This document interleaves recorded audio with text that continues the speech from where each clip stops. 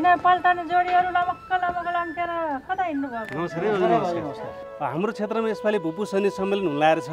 अब यो विषयमा बुझ्नलाई जमसापामा गएको उहाँलाई पनि खासै थाहा रहन्छ। म पनि यसपालि नै भूपू भएको मलाई थाहा हुने कुरै भएन। हो यो विषयमा बुझ्न चाहिँ हामी सन्तोष क्याब सबकोमा जान लागेको। यो भूपू सैनिक सम्मेलनको बारेमा के हुँदैछ, कहाँ हुँदैछ उहाँलाई भयो थाहा हुन्छ भनेर। अनि हामी जस्तो एकल महिलाहरूको लागि के व्यवस्था छ कि? सबै कुरा हामीलाई कहाँ थाहा छ र भाउजू? त्यही थाहा नभएर त क्याब सबकोमा बुझ्न जान लाग्यो। बरु हिँड्नुहोस् तपाईँ पनि हामीसँग बुझ्नको लागि। ल हुन्छ जाउँ।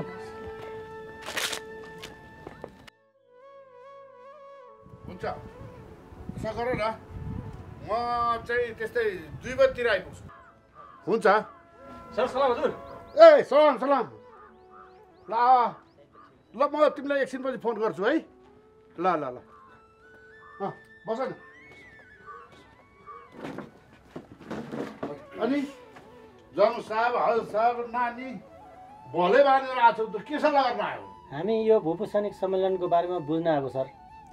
अब हाम्रो अभिभावक भन्नु नै हजुर नै हो सर। कहाँ कहिले हुँदैछ भनेर हामी त बुझ्न आएको हजुरसँग।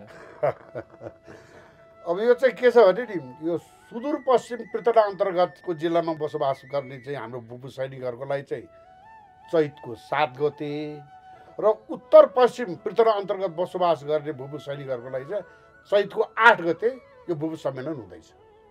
अनि सर यो सुदूरपश्चिम पृथ्वीको कैलालीदेखि दार्चुलासम्मका भूपूहरू एकै स्थानमा भेला हुन त गाह्रो पो होला त सर?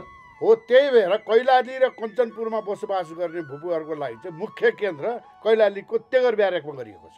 अनि डोटी, डडेलधुरा, बैतडी, बझाङ, बाजुरा, अछाम र दार्चुला जिल्लामा बसोबास गर्ने भूपूहरूको लागि चाहिँ चैतको 7 गते नै आफ्नो आफ्नो जिल्लाको उपकेन्द्रहरूमा चाहिँ भेला हुने चाहिँ व्यवस्था मिलाएको छ। अनि नि सर यो उत्तर पश्चिम पृथ्वी अन्तर्गतको भूपू सम्मेलन कहाँ र के कसरी सञ्चालन हुँदैछ बुझ्न पाए हुन्थ्यो सर।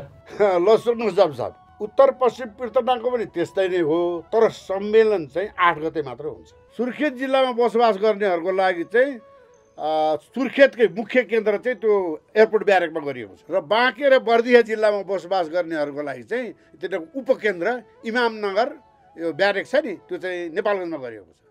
त्यसको साथै दैलेख, जाजरकोट, कालीकोट अनि जुम्ला, हुम्ला, मुगु र डोल्पा जिल्लामा बसोबास गर्नेहरूको लागि चाहिँ चैत 8 गते नै सोही जिल्लाको उपकेन्द्रहरू चाहिँ व्यवस्था मिलाइएको छ। सर म चाहिँ नयाँ भूपू परेँ। यसपालिको सम्मेलन चाहिँ मेरो पहिलो सम्मेलन हो। यो सम्मेलनमा के कस्ता सेवा सुविधाहरू पाइन्छन् त्यो पनि बताइदिनु पर्छ सर। के पाइँदैन भन्नुहोस् न।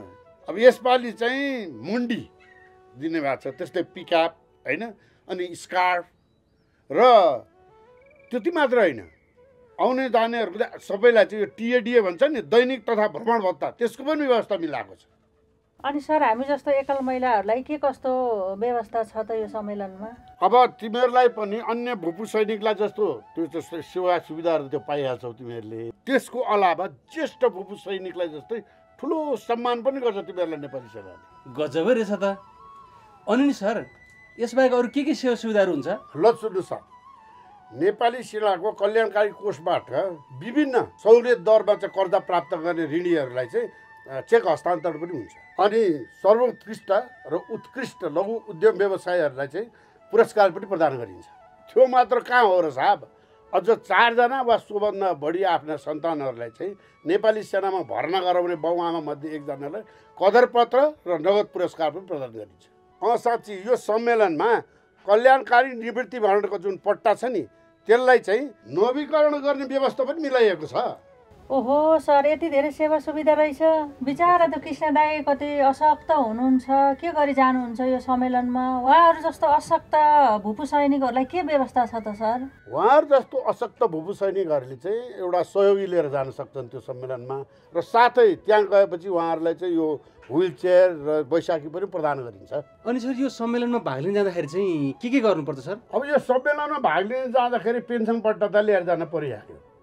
त्यसको अलावा अब तपाईँले कल्याणकारीको निवृत्ति भरणको चाहिँ पट्टा पनि त्यो नवीकरण गर्ने हो भने चाहिँ सबभन्दा पहिला त्यही निवृत्ति भरणको पट्टा लिएर जानु पर्यो। त्यसको साथसाथै ब्याङ्कको स्टेटमेन्ट पनि लानु पर्यो, अनि नागरिकताको फोटोकपी पनि लानु पर्यो, र अर्को 2 प्रति फोटो पनि लिएर जानु पर्यो। अनि सर यो सम्मेलनमा भाग लिनलाई चाहिँ नाम दर्ता कसरी गर्ने हो सर? राम्रो प्रश्न गर्नु साहब तपाईँले यो चाहिँ, है। अब सम्मेलनमा भाग लिन जाँदा चाहिँ सबभन्दा पहिला त आफ्नो नजिकको युनिट नजिकको ब्यारेकमा गएर फर्म भर्नुपर्छ। यदि कारणवश केही कामले चाहिँ अब अन्यत्र जिल्लामा गएछ भने त्यहीँको युनिटमा गएर चाहिँ फर्म भर्ने। तर सम्मेलन चाहिँ आफ्नो जिल्लाको जुन ठाउँ भने चाहिँ त्यही ठाउँमा चाहिँ सहभागी हुनुपर्छ। अनि सर हाम्रो दर्ता गर्नको लागि कागजात के चाहिने हो पनि? त्यही त हो नि, पेन्सन पट्टा र पट्टाको फोटोकपी अनि 2 प्रति पासपोर्ट साइजको फोटो पनि लानुपर्छ। अनि यो दर्ता फारम चाहिँ कहिलेसम्म भर्न मिल्ने हो सर? यो दर्ता प्रक्रिया त तपाईँको फागुनको दोस्रो हप्ताबाट सुरु भइसक्यो र यो फागुन मसान्तसम्म दर्ता गर्न सकिन्छ। बरु तपाईँहरू त चाँडै गरेर चाहिँ दर्ता गरिहाल्नुहोस् त। सर हजुर भुपू भएर नि सबै कुराको जानकारी छ, कसरी थाहा पाउनुहुन्छ हाम्रो नेपाली सेनाहरूको बारेमा सबै कुरा हजुरले? चाहिने कुरा हेर्नु पऱ्यो नि नानी, अनि थाहा पाइहालिन्छ नि। जस्तै नेपाली सेनाको आधिकारिक वेबसाइट हेर्नुपर्छ, त्यसबाट थाहा पाइन्छ। नेपाली सेनाको चाहिँ युट्युब हेर्नुपर्छ, नेपाली सेनाको फेसबुक हेर्नुपर्छ, नेपाली सेनाको टेलिभिजन कार्यक्रम हेऱ्यो, नेपाली सेनाको रेडियो कार्यक्रम सुन्यो, अनि सबै थाहा पाइहालिन्छ नि। मैले त्यसै क्याप्सा कहाँ जाउँ भने हो र, यहाँ आएपछि सबै कुरा बुझिन्छ क्या हाल्छ। हो रहेछ सबै कुरा बुझेँ सर मैले। भाउजू तपाईँले बुझ्नु भने सबै कुरा? बुझेँ बाबु, बुझेँ, प्रष्ट बुझेँ। यो सबै जानकारीको लागि धेरै धेरै धन्यवाद सर। ल लागौँ अहिले। ल ल हस् सलाम हजुर। अब उतै सम्मेलनमै भेटौँला सर। सलाम सलाम।